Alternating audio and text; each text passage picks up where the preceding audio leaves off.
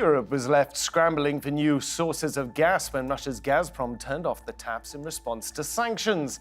Nations started pouring billions into securing liquefied natural gas, or LNG, to make up the shortfall. But has Europe ended up overcompensating?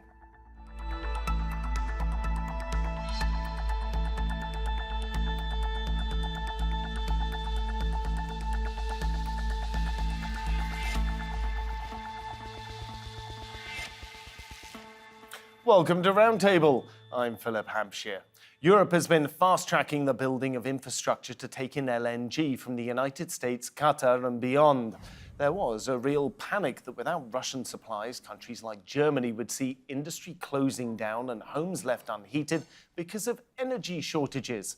But that never happened, and now the Institute for Energy Economics and Financial Analysis suggests that Europe has hugely overshot the mark and will have LNG capacity far beyond what is actually needed by 2030. So, is that a good or a bad thing? Joining us to discuss this from Barranquilla in Colombia, we have Maria Jaller-Makarewicz. She's an energy analyst for IEEFA's Europe team. Meanwhile, Thomas O'Donnell is an energy and geostrategic relations analyst at the Wilson Center. He's based in Berlin. And meanwhile, in Dubai, we're all around the world today, Omar Bakir, market analyst at XTB. Maria, let's start with you. Your report says that by 2030, Europe can have something in the region of double the amount of natural gas or LNG capacity that it might need at that time. Is that correct? Yes, that's correct. What we realized after analyzing all the data, analyzing what the demand could be in the future, both of gas and LNG, is that perhaps the planning of the LNG terminals is not going in accordance with the forecasted LNG demand. And that's where we see a difference by 2030 if all the Repower EU policies come in place, that there will be more renewables, that there will be more energy efficiency, some demand changing on demand on gas. So that will have an effect on the LNG needed for the continent. But this isn't a small gap, is it? You're saying that currently Europe has something like 270 billion cubic meters of capacity. By 2030, it'll have somewhere in the region of 400 billion, but demand will only be around 150 billion. That is a big, big gap. So you're thinking there's going to be a lot of overinvestment and a lot of wasted infrastructure. That's right, but we have to realize that in certain countries in Europe, we already have that issue. And for example, in Spain already has less than 50% utilization rate in their LNG terminals, having one of them mothballed, El Musel. So there are already LNG terminals in place now without the new ones coming or being planned in the future, where we don't have the 100 utilization rate. Now, if I come across to you, Thomas, after Maria released this report, we had several comments come out from various different notables within the German government. One of the most prominent, perhaps, was Klaus Mueller, who's the head of the Federal Network Agency, which is one of the regulators there. And he said Germany's power crisis isn't over, and much depends on whether next winter would be colder than the last. This is a direct quote that he gave to a journalist at the Financial Times. The danger of a gas shortage is still there. It depends a lot on whether we continue to curb gas use and ensure diversified supplies into Germany, and there are risks. So how do you feel about this? Klaus Mueller, he's head of the network agency here. By the way, Klaus Mueller is a lifelong Green politician. You have a Green politician saying, what are we going to, we need the LNG desperately. There's a war going on.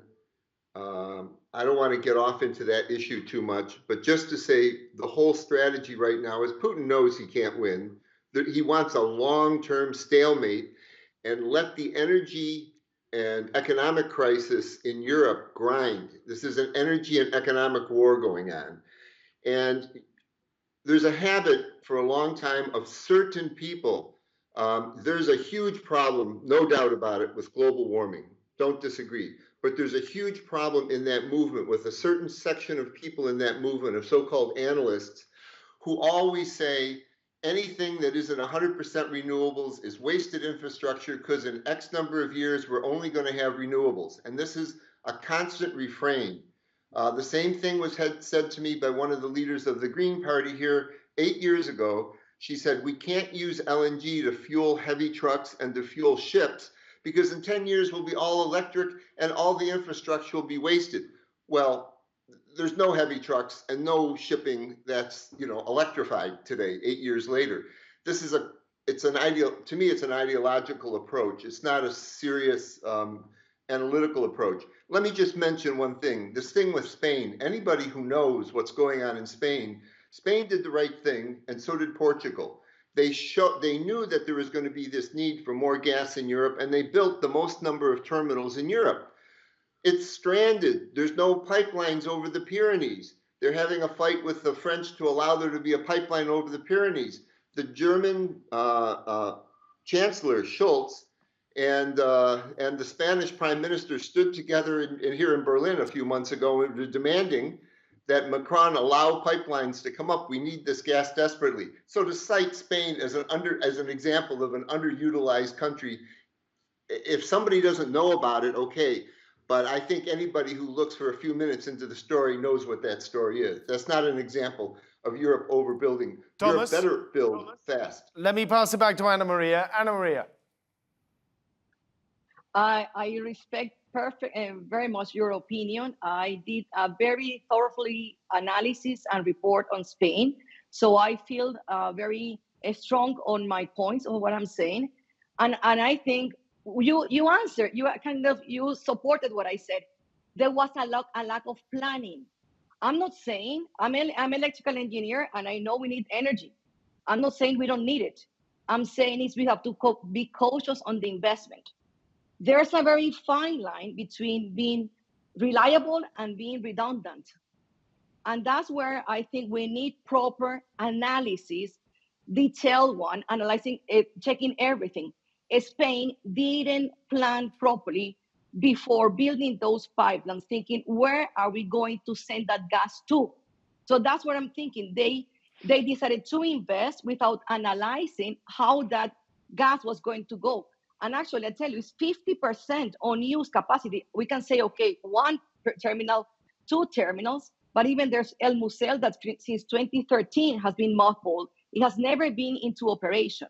So what we are saying is we need proper planning. We are not saying we don't need LNG. We need it. It's going to come. We need it in the short term, in the medium term, but we don't need it maybe as much as it was thought initially last year. Omar, I'm going to come across to you because the view of the world's LNG market looks remarkably different from the Persian Gulf, whether you're in Qatar or in the UAE or you're in Saudi Arabia, than it does for the other guests across in Europe. Okay, so basically I have two perspectives for the subject. First perspective is that it could be a strategic move. As we all know, the geopolitical problems that are occurring over there in the region, it could be a smart move or maybe just a strategic move to acquire as much as possible from LNG products. This is one. And at the same time, I understand the FOMO, the fear of missing out that might occur, which can cause some sort of a panic for the users. Therefore, they try to acquire more and more LNG. However, at the same time, I have to agree that there is a lot of places, countries, regions that can offer such a product. The prices, the techniques, the ways might be different at a certain point, but yet it's not a rare product that we are talking about.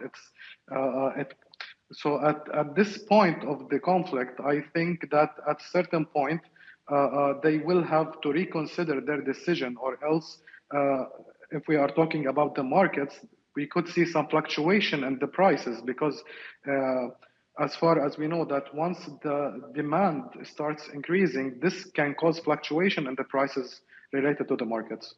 Thomas, part of the problem that we have here is that Europe needs the LNG now, if you like, but putting in the infrastructure in order to allow Europe to be less reliant on Russian gas, whether it's LNG or whether it's pipeline gas, that's going to take 5-10 years for it to come through.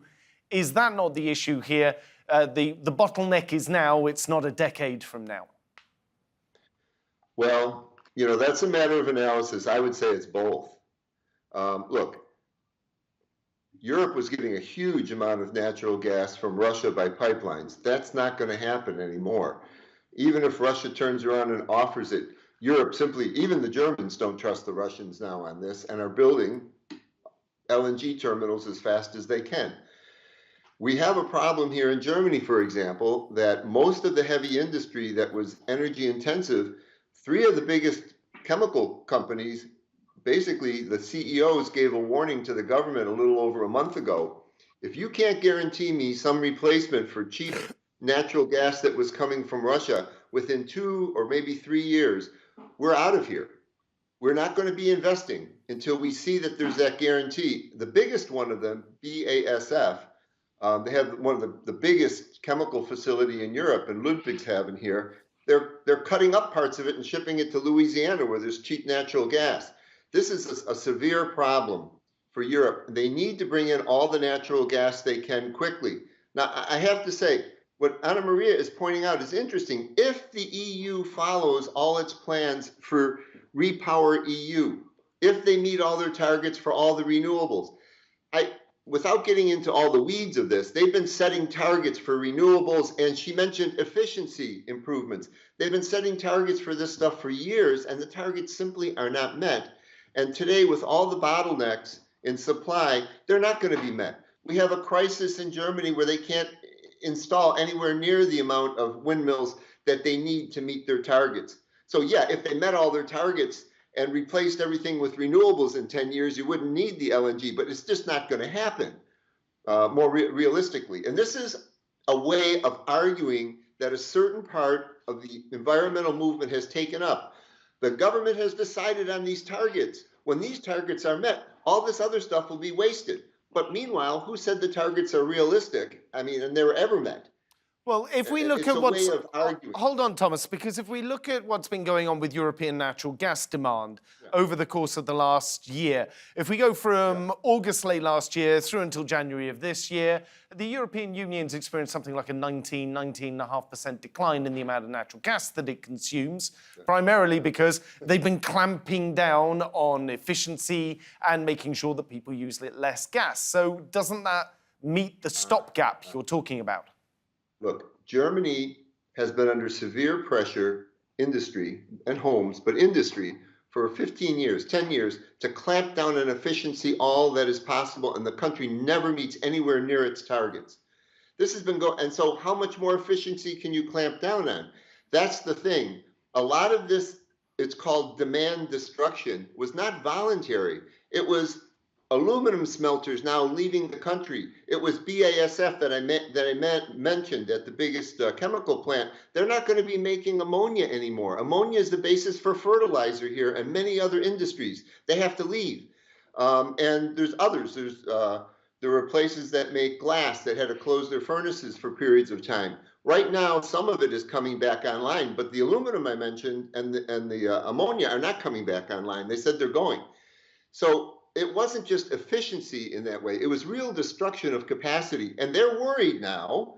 Biden is suddenly giving, all these subsidies, tax subsidies to industry in the United States. And a lot of the European industry, including the renewables, is running there because we have an energy crisis that no one sees the end to this until maybe 2026, 2027, when the new American supply of LNG almost doubles and the new supply similarly in Qatar almost doubles, and that'll be 80% of the new LNG on the market. Qatar and the United States new LNG is desperately wanted here, but everybody else wants it, from Pakistan to India to China. So this is a very difficult situation, and it's part of a war. Let me take this across to Omar for a second. Doesn't make any sense. Omar, this could actually be quite good news for the nations around the Gulf, because initially you look at it and you say, well, hang on a second, this is going to cause havoc in the LNG market, which is going to be upsetting for Qatar, is going to be upsetting for the United Arab Emirates. However, both of those countries are also major aluminium producers as well. They have other secondary industries that provide value added based on burning natural gas. So could this be a net benefit to them, or is the market turbulence it's going to cause in LNG going to be an issue as far as you're concerned? Well, I don't think LNG is going to be an issue. This is one. Second of all, if we're talking about benefits, like economical benefits or stuff like this, I think the Gulf region has already so much going on recently. Like they have projects that will create more and more tourism. They have natural resources. They have so many things that can generate a steady or let's say a wealthy income, a wealthy economics at this point. So basically, I don't think it's gonna be adding anything else. However, we have to take into consideration that the more the demand and supply, whether it was from Europe or from Gulf, the more the demand and the supply were going up and down, this can lead to price spikes in the market worldwide. So therefore, especially now, we are seeing that we have other issues like the banks in the US and in Europe. Now, I don't want to expand on this point because it's going to take us to another topic, but sticking to the topic of the LNG, I think the more this issue or these plans that Europe has for acquiring more and more LNG, it's going to cause some fluctuation and disturbance in the market. However, I don't think it's going to be adding that much benefit to the Gulf region because they already have so many things going on. Especially, they have plans like KSA and UAE. They have plans for 2030, 2035. They have real estate, construction, so many things they have their heads focused in. So, yeah. Ana Maria, I want to come back to Spain for a moment because you mentioned it earlier. Repsol, the largest energy company in Spain, they have a plant over in New Brunswick in Canada. It had been an LNG import terminal, and they were asked, are you going to convert this over and make it an LNG export terminal so you can take LNG out of North America and take it across to Europe? And Repsol obviously went off and they did a feasibility study on this and they determined it was far too expensive and it was a waste of time. Now, when she was asked about this, Ursula von der Leyen said, well, what we really want out of North America is not LNG, it's hydrogen power. Does that mean that if a large amount of excess LNG capacity is put in Europe, it's not going to be wasted, it'll just get converted over in 10 or 15 years to hydrogen or some other fuel capacity? Hydrogen, there's a lot of issues with hydrogen. Initially I thought was a great idea. Then when I started reading more and analyzing all the costs, and I found other studies like IEA that they did studies on hydrogen, then it realized that it's not easy to transport hydrogen. It's not like a known technology yet. It's expensive. Repurposing LNG terminals to transport hydrogen is not just straightforward. Then you have to change lots of parts on the terminal itself, and it's very expensive. But I think the most important thing of all this is that the hydrogen demand is still not clear yet. There are some niches in places in Europe where you have hydrogen. What I would suggest, if it's possible, is to produce hydrogen locally where it's needed. I think that could be more efficient than thinking on transporting it long distances where the technology is still unknown. We need it in certain industries, in certain places, specifically in Europe. So we should target those places specifically. Thomas, I'm going to come across to you. I've got a comment here from Fatih Birol, who is the head of the International Energy Agency. Namely, the weather next year may not be as favorable as this year. Plus, China is coming to market with its all financial muscles to buy LNG from the markets, which is already very limited. I am worried about next winter. I think it is not right to be relaxed. It is not right now to celebrate without thinking next winter. Thomas, based on those comments from Fatih Birol, the issue here doesn't seem to be capacity as it is right now or a shortfall right now, whether there is one or there isn't. It seems to be a worry about we've got no buffer. There's no buffer stock. we've got no insurance policy if things get bad from here. Is that correct, or are we still in a shortfall right now? Look, I can answer it this way. Putin's energy war on Europe, he knew that Europe didn't trust him, was going to slowly, there's no sanctions against taking gas in Europe, there was against oil. And Europe was going to slowly cut off the gas because they don't trust him. He knew he was going to lose the business, so he cut it quickly to do the most damage, and it did great damage. Now Europe, he never expected that the 27 countries would unite in this way and share the gas, and that the American imports of LNG would double, which meant there wasn't new production. It was being taken away from Asia. And that's what Fatih Birol is talking about. We were lucky because China had this extreme lockdown situation and they weren't keeping the LNG that they had ordered and were reshipping it to make money to Europe. And the Europeans, especially the Germans, are willing to pay anything for it. And so they pulled it away from all other markets. You couldn't even get a bid if you were in Pakistan and many African countries. It all got sucked into Europe as part of their defense against the energy, the cutoff of the energy by Russia. So Fatih's absolutely, Dr. Birol is absolutely right. We were lucky also, the weather was unusually mild. So there wasn't this crisis because extra gas came from, was diverted from the United States. It was diverted from China where it wasn't needed, and it was unseasonably warm. Next year, we could have a terrible crisis, and there could be rationing. And what I'm trying to say is that could still go on as far out as probably 2026 or 2027, because that's when all the new Qatari and American gas finishes coming online. And until then, there'll be this problem. But even then, there's going to be huge demand. China has plans to suck up much more LNG. They have to get away from, they're building a coal plant a week. They have to get away from it because of the pollution. Whether they care about global warming or not, they have protests about pollution. And they've made this commitment. So it's going to be tight for a long time. And Europe's got to get the capacity to import it. Thomas, it's got to be produced. Let me bring Anna Maria in. Anna, I'm going to use a slightly different quote from Fatih Birol here. He said, and I quote, "Being overconfident for next winter is risky." Regardless of whether you're correct and in 2030 Europe might have twice as much capacity as it needs in LNG, the problem is everyone's running around like a headless chicken right now, isn't it? I think that's what, I'm very pleased of maybe even the people opposing to the report and commenting, some of them in favor, in contract against it, is because what we mainly wanted from the report is to like Europe stop a little bit and analyze, like from the outside, how quickly they try to fix the problem and run into the building of all these LNG terminals and just stop a little bit and think properly and analyze the future. So yes, we think for 2023, we're going still to have a big demand, and we said that in the report. But from there onwards, we are expecting, knowing what we know today, that the demand will come down. As we know, the weather sometimes plays in favor or against us, as it happened last year. For example, the weather wasn't good also for the hydrogen and the wind in certain parts of Europe. So in some parts, it affected in favor or not.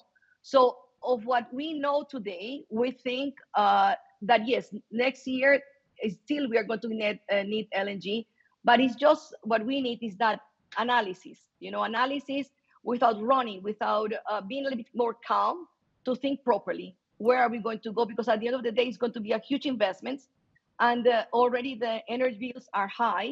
We are paying a lot on our gas and electricity bills, and that's a bit worrying, what is happening in Europe. Right, Omar, let me take this across to you.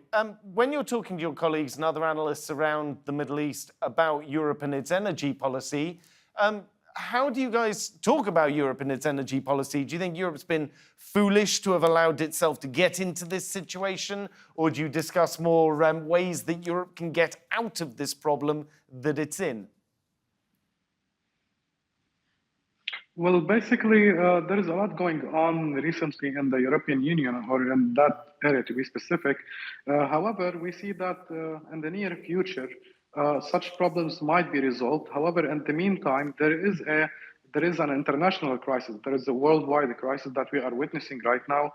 We are seeing some banks getting shut down to zero, and we're having we're discussing some other issues that are happening right now. So I think Europe is part of all of those conflicts. So I think it's going to take a little bit much time for recovery regarding the European economy, especially now we are discussing other matters regarding Europe. So I think Europe must try to find more strict solutions. Now, of course, we don't know if those steps that we are seeing in the European strategies regarding LNG or other issues, if they are really as they are saying it is, or maybe there is some other strategic moves that they are trying to do. So that's why I think it's going to take pretty much time for the economy to recover, especially in Europe. Omar, Anna Maria, Thomas, thank you very much, all three of you, for joining me today, agreeing to talk about this topic. It's been an absolute pleasure. Remember, you can see more discussion and debate if you head on over to our YouTube channel. Just go to YouTube, type in Roundtable TRT World and search for us. But for now, from me here and all of the team, thank you for watching and goodbye.